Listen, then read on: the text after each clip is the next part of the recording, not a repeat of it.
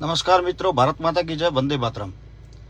આપણે જે આ લડાઈ 28 દિવસથી લડી રહ્યા હતા પ્રજાના હિતના માટે અને પ્રજાના માટે થઈને આપણે ગાંધી માર્ગે જે લડાઈ લડી રહ્યા હતા એ પ્રજા માટે લડી રહ્યા હતા અને આજે જ્યારે કલેક્ટરશ્રીએ હુકમ કર્યો છે, એમને એવું બહાર પાડ્યું છે જાહેરનામું કે આપણે આ બનાસકાંઠા જિલ્લામાં જેને પણ જે તાલુકાને બનાસકાંઠા સાથે રહેવું હોય એ બનાસકાંઠા સાથે અને થરાદ સાથે રહેવું હોય અને થરાદ સાથે એ જનમત માંગવાનો એમને એક નિર્ણય કર્યો છે અને એ નિર્ણયને અનુસંધાને આજે લોકો પોતાના સ્વયંભૂ એની અરજીઓ, વાંધા અરજીઓ પ્રાંત સાહેબને કરી રહ્યા છે।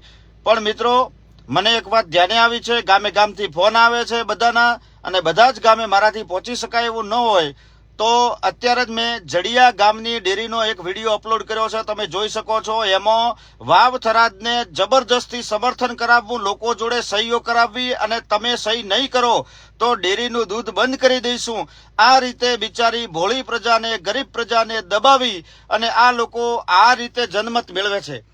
શું મિત્રો આ જનમત છે? મિત્રો, સાચું બોલવું ગુનો નથી। આપ સૌ ગામે ગામ જાગૃત થાઓ, ડેરીમાં ઘૂસો, 5-5 લોકો અને વિડીયો બનાવીને ચાલુ રાખો અને આ બધી ડેરીઓના જે કાવતરા છે એ કાવતરા બંધ કરાવો અને તાત્કાલિક ધોરણે તમે આને કામ પડતું મૂકી અને ડેરી પહોંચો અને ડેરીના વિડીયો બનાવીને જાહેર કરો તો કલેક્ટરશ્રીને અને સીએમ સાહેબને ખબર પડે કે બનાસકાંઠા જિલ્લામાં સહકારી માળખાનો કેવી રીતે દુરુપયોગ થઈ રહ્યો છે।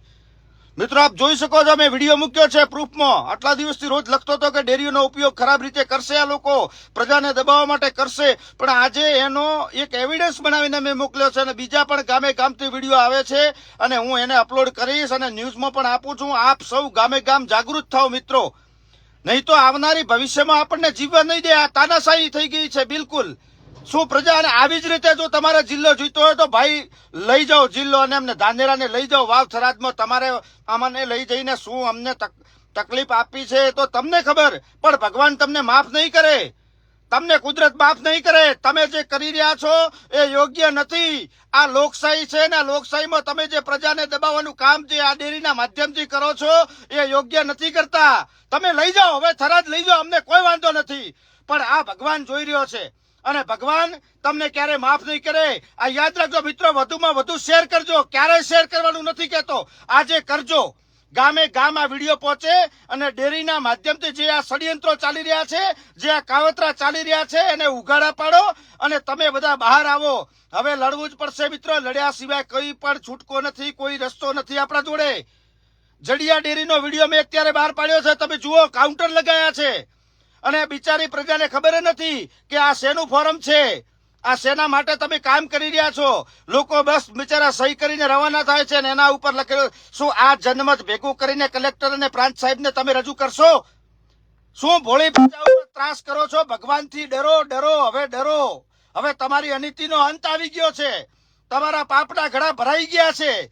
મિત્રો, કેમ આવું કરો છો? જનમતથી જીવો, જનમતથી લડો અને જનમતથી, લોકશાહીથી લડો। અમે ક્યાં તમને ના દઈએ છીએ, પણ મિત્રો આ તો બિલકુલ અયોગ્ય છે, તમે એનો વિરોધ કરો। ગામે ગામની ડેરીઓ ઉપર અત્યારે પહોંચો, કાઉન્ટર લાગેલા છે, 5 થી 7 ડેરીઓના ફોન આવી ગયા છે અને બીજી ડેરીઓ મિત્ર પહોંચી રહ્યો છું। જુઓ, અત્યારે હાલમાં આ જુઓ, મારી ગાડી ચાલુ છે અને અત્યારે રવાના જ થયો છું બીજી ગામની ડેરીથી। એક ગામની વિડીયો, આ જડિયાનો વિડીયો આવી ગયો, બીજી ગામની ડેરીનો પણ વિડીયો અપલોડ કરું છું 2 જ મિનિટમાં અને બીજી 10 ડેરીના વિડીયો આવે છે, જોજો। પણ આ જનમત નથી, આ માત્ર તાનાશાહી છે, તાનાશાહી છે। મિત્રો, જાગી જાઓ અને જાગી અને ડેરીમાં જઈને વિડીયો ઉતારો। કેમ ડરો છો?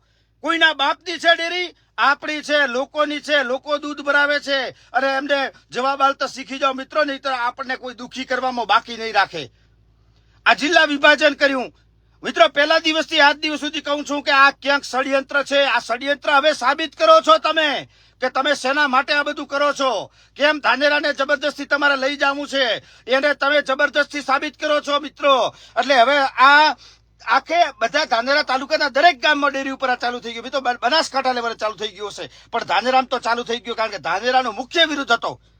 ધાનેરાની પ્રજાને બનાસકાંઠામાં રહેવું છે એવો લોકો પહેલા દિવસથી કહે છે કે અખંડ ધાનેરાને બનાસકાંઠામાં રાખો, પણ હવે ડેરીથી આ માધ્યમ ચાલુ કર્યા છે। તમે જાઓ ડેરી અને જુઓ શું કરી રહ્યા છે એ લોકો। આ મિત્રો તાનાશાહી આ લોકશાહીમાં ન ચાલે અને તમે મહેરબાની કરી અને એના વિરોધમાં જાઓ અને કંઈક અવાજ ઉપાડો. એકલો હું શું કરીશ? એ લોકો મને ગમે તે કરી લે, હું ડરતો નથી. મને ખબર છે મારા વિરુદ્ધ કેટલાય કાવતરા ઘડાના હશે, કેટલું કામ કરવા માટે પેલું કરતા હશે. મિત્રો, જે કરવું હોય, જેને કરવું હોય છૂટ છે. મરવાનું તો એક દિવસ મહાદેવે લખેલું જ છે. જ્યારે મરશું ત્યારે એકદમ શાંતિથી મરશું કે આ લોકો માટે, જનતા માટે જાહેરમાં બોલવાની તાકાત રાખતો હતો. બરાબર મિત્રો, હું પહોંચું છું બીજા ગામ. તમે પણ તમારા ગામનું ધ્યાન રાખો. ધાનેરા માંગે બનાસકાંઠા એક જ આપણો અવાજ છે અને સીએમ સાહેબ સુધી પણ આ અવાજ પહોંચી ગયો છે. આ લોકો નહીં જીતી શકે. ભારત માતા કી જય. વંદે માતરમ.